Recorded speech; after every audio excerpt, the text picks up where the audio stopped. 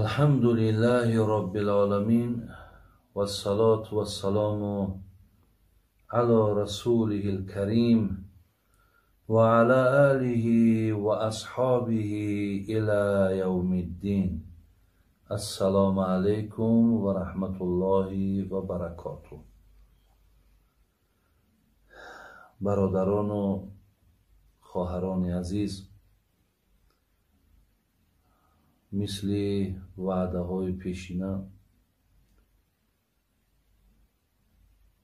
یک چند سوال های در پیش من انتظار جوابن. انشاءالله این سوال هایی که بر من ارسال شدن از خدای مهربان امیدی او را داریم که آن چیزی را که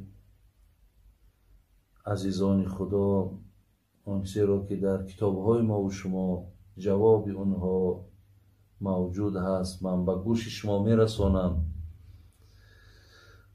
و قبلا پیش از آنی که من این سوالها را برای شما جواب گویم، خدا رحمت کند، شیخ سعدی را میگفت ای که بر پشت زمینی همه وقت آن تو نیست، دیگران در شکم مادر و پشتی پدرند. برای ما گوش زد میکند که یعنی این روزهایی که یا این حیاتی که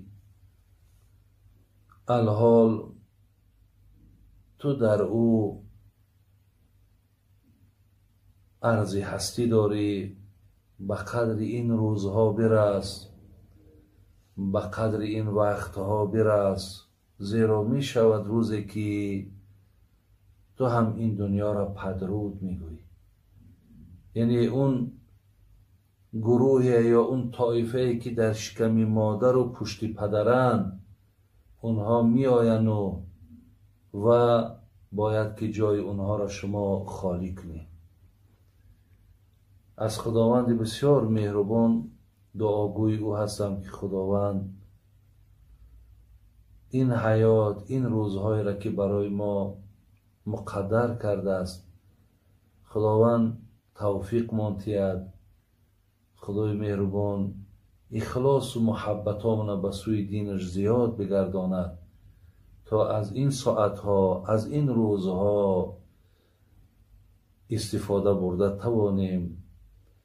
و از خدای مهربان خواهان او هستیم که خداوند دم آخری ما را دم راحت بگرداند و الله مهربان خانه آخرت ما هم خانه آباد بگرداند. روز قیامت ما هم خدای مهربان در بین بندگانش ای زمره بندگانی در شرمندگی و خجالت نباشیم. و از الله مهربان خواهان او هستیم که خداوند جمیع بیماری های ما را شفای کامل، گذشتگان ما را رحمت و مغفرت کند و خدای مهربان آرامی و آسودگی و خیر و نیکی ها را شامل حال همه ما و شما گرداند. می آییم برادران و خواهران عزیز به سری سوال هایی که به ما ارسال شده است. من در گردی اونها برای شما جواب میگردانم. سوالی که دیگر آمده است، بابای حاجی میرزا گوید که آیا شخصی روزخور پیش در آید نماز مردم را خواند می شود یا نه؟ اگر شخصی روزخور عالم باشد و ولی عذر داشته باشد، عذر که مقصد بیمار است یا مسافر است یا یگان مقصد عذر دارد که برای او خوردن روزه جایز باشد، البته میتواند که مقصد پیش در آمده نماز مردم روزه دار بخواند. لیکن اگر قصدن و یگان عذر ندارد ولی روزه شا میخورد، این خیل امام از پشتش نماز خواندن از شبهه و از شک خالی نیست. برای همین ما پشت نفرهای نماز خوانیم که البته به البته در اونها یک تقوا باشد، در اونها یک ترس خدا باشد. نمازی که از پشت وی میخوانی و نمازی که از پشت یک امام میخوانی که در او توفیق و در او محبت کم است، البته در ثواب فرق میکنه.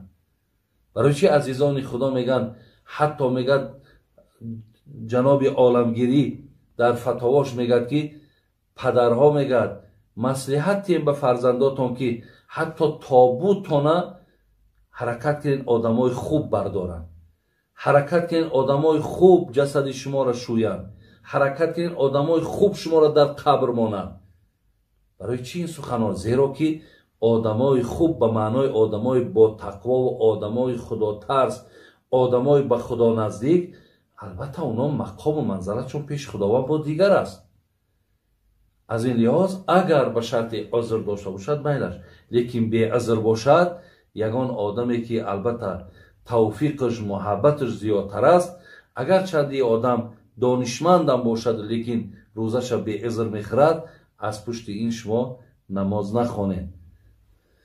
خب سیوم سوالی کرده است بابای حاجی میرزا، گوید اگر انالیز یا خون سپاریم روزه میشکند یا نه؟ نه، البته وقتی که ما برای تشخیص، برای معین کردن آنه که ما بیمار هستیم یا نیستیم، خب اگر از ما خون میگیرن، این یگان زیانی بر روزه ما ندارد. یا اینکه اگر ما در همین رمضان هیجامه هم که کنیم، هیجامه خون سپاریدن، اگر خون سپاری هم که کنیم، این بر نماز ما یگان زیانی ندارد. یا یگان بدن ما اگر خون هم که جاری شود، وای از شکننده های روزه به شمار نمی رود. بابای حاجی میرزا گوید که آیا از الله بخواهی که جانت را بگیرد گناهگار می شوی یا نه؟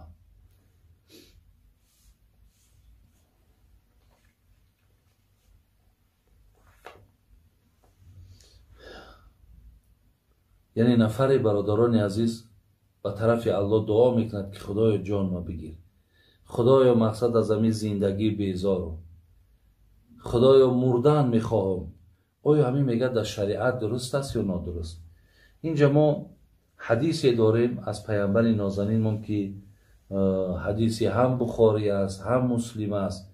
جناب امام ابو هریره روایت میکند که پیامبر ما گفته است لا یتمنى احدکم الموت اما محسنا فلعله یزداد و اما مسیئا فلعله یستعتب. شما هیچگاه به سوی خداوند دعا نکنید که خدای جان ما بگیر، خدایا من از همین جان بیزارم، خدایا من از همین حیات مانده شدم، خدایا مقصد حتی بیمارم که باشی، حتی اگر مشکلات هم به سرت بیاد، یعنی حق این دعا کردن میگن ندارید. اما محسنا فلعله یزدان، زیرا عمر برادر عزیز، حیات این خود بسیار نعمت ہے، تو ناشکری از نعمت حیات کردی سی، ناشکری از همین دادگی خدا کردی سی.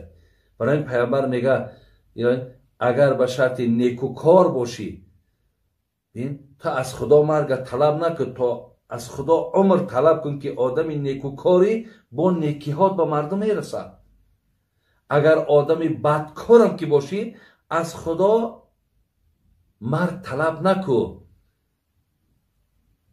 و حیات باشو، توبه کو به سوی خداوند که تا که ترا گناهات ببخشد. زیرا با این فعلی بدت مقصد اگر یکی خدا جان تا بگیره و روی پیش خداوند تو راحت نمیبینی. برای همین نه آدمی خوب نه آدمی بد از این نعمتی که خدا بر اونها داده است حقی طلب کردن ندارند، بلکه پیامبر طرز طلب کردن را برای ما این گونه نشان داده. گفته است اللهم احیینی ما کانت الحیات خیرا لی و توفنی اذا کانت الوفات خیرا لی.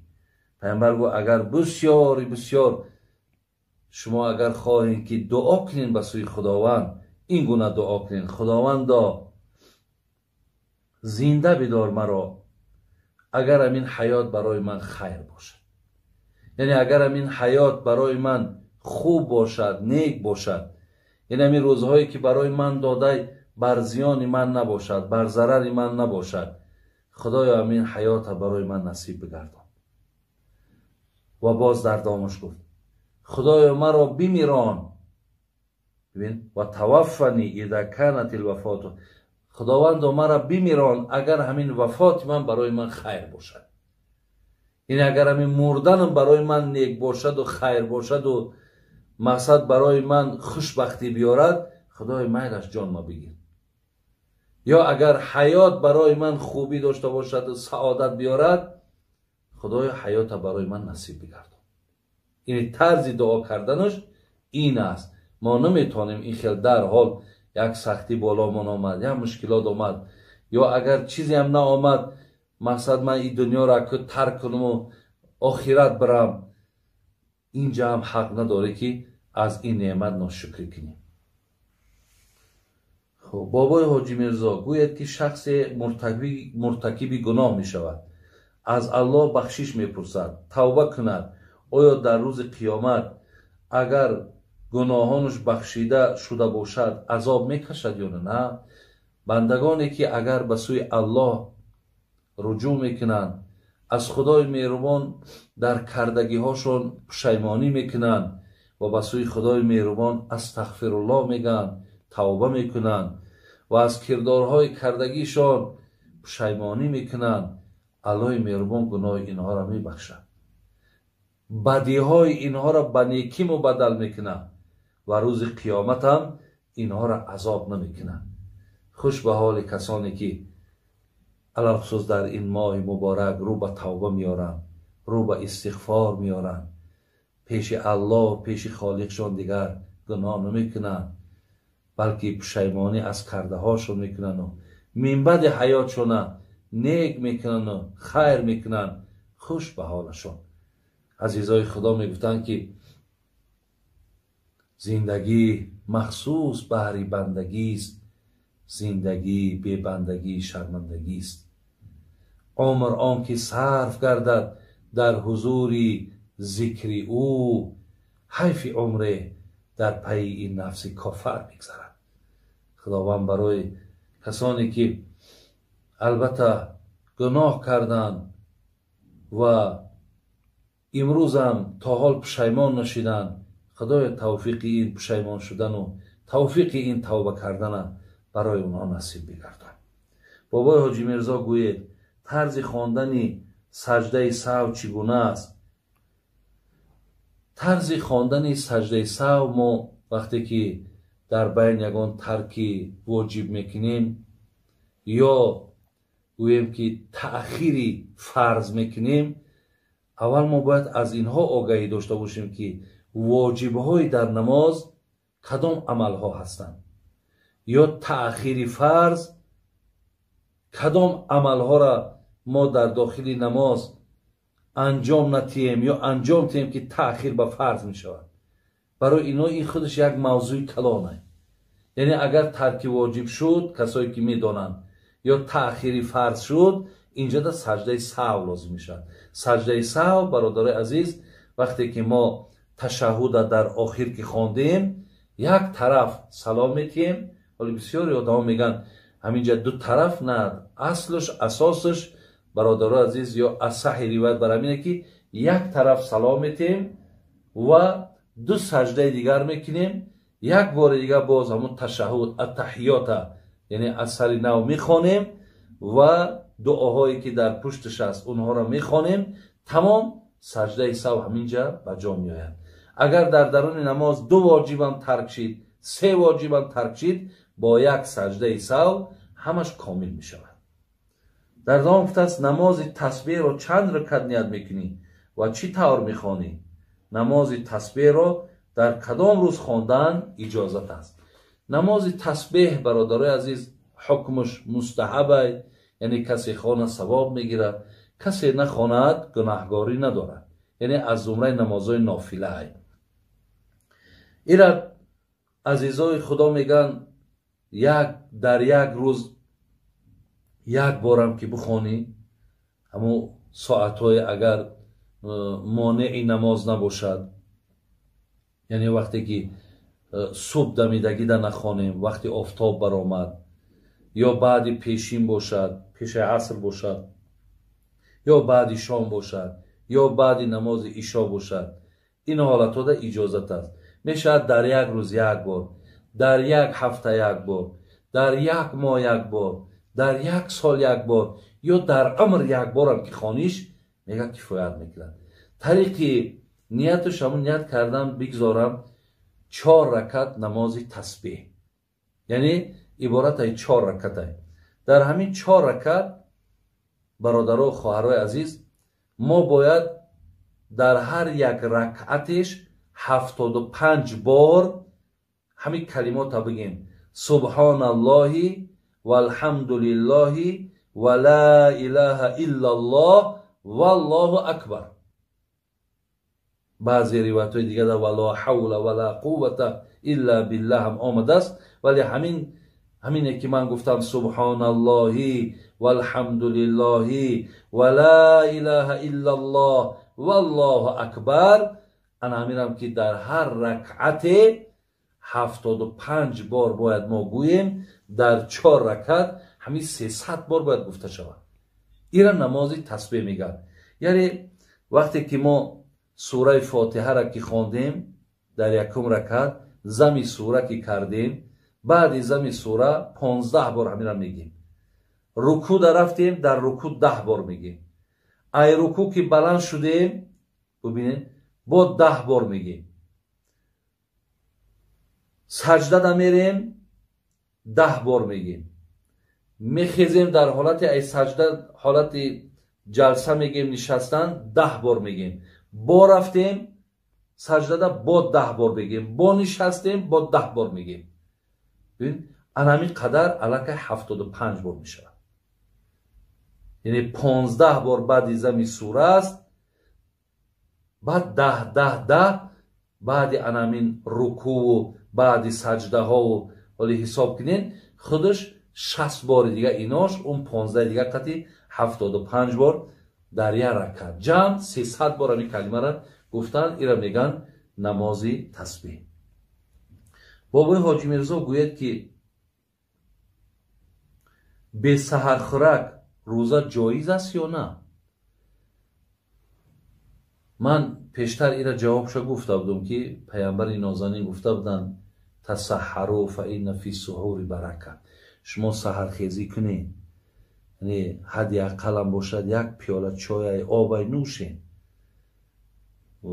زیرا در آن سحر خیزی شما پیامبر گفت برکت است، در او خیر است. لیکن اگر کسی که بسیار مشکلش آمد و روزی دراز مقصد همون قوت نخوردن داشته باشد یا عادتش می باشد، و این روزش درست است، روزه درست است، ولی از این تأکیدی که پیامبر نازنین کردن که شما برکت می‌یابین، شما خیر می‌یابین، البته چی هست؟ ما از اینش به بهره میشیم. بسیاری نفرایی که سحر نمیخورن در نیم روز پشیمانی میکنن، در نیم روز اذیت میکشن، بعد ممکن که دیگه ملامت کنن، ممکن بی‌طاقتی کنن که دیگر از ثواب او روز بعد محروم میشه. برای این چیزی که دستورات شریعت ای بسیار به نفع ما، به فایده ما. از همین لحاظ از این برکات هم خطانه بنصیب نکنیم. خب بابای حاجی میرزا گوید آیا نماز خفتن رو در ساعت 2 شب درست است؟ 2 شب هم درست است. ما که حرکت کنیم برادرای عزیز که تا همین ساعت‌های مقصد 10-11 شب خانیم، دیگه وقتای کراهیتش مقصد باقی نمیمونه. چقدر اگر تأخیر کردیم، قسم آخری شب رفتن گرفتیم، نمازهامون درست می شود، ولیکن به هر حال کراهیت پیدا می شود. تأکیدتان میکنم خواهران و دارای عزیز، شما اگر هر سوالی که دارین، اولا بخشش که من به همه سوالهای شما جواب گفتن دهم، البته مثال تاب طاقت در کار و وقت در کار، ولی با همین شبکه همین نور تیوی در شما به شرطی که اگر سوالهاتون نویسین، همین بچه ها نزد من می آین، با من انشاءالله مصلحت میکنن، من در سوالهاتون جواب میگردانم. الله همه تونه در حفظ امانش نگه دارد. سلام علیکم و رحمت الله و برکاته.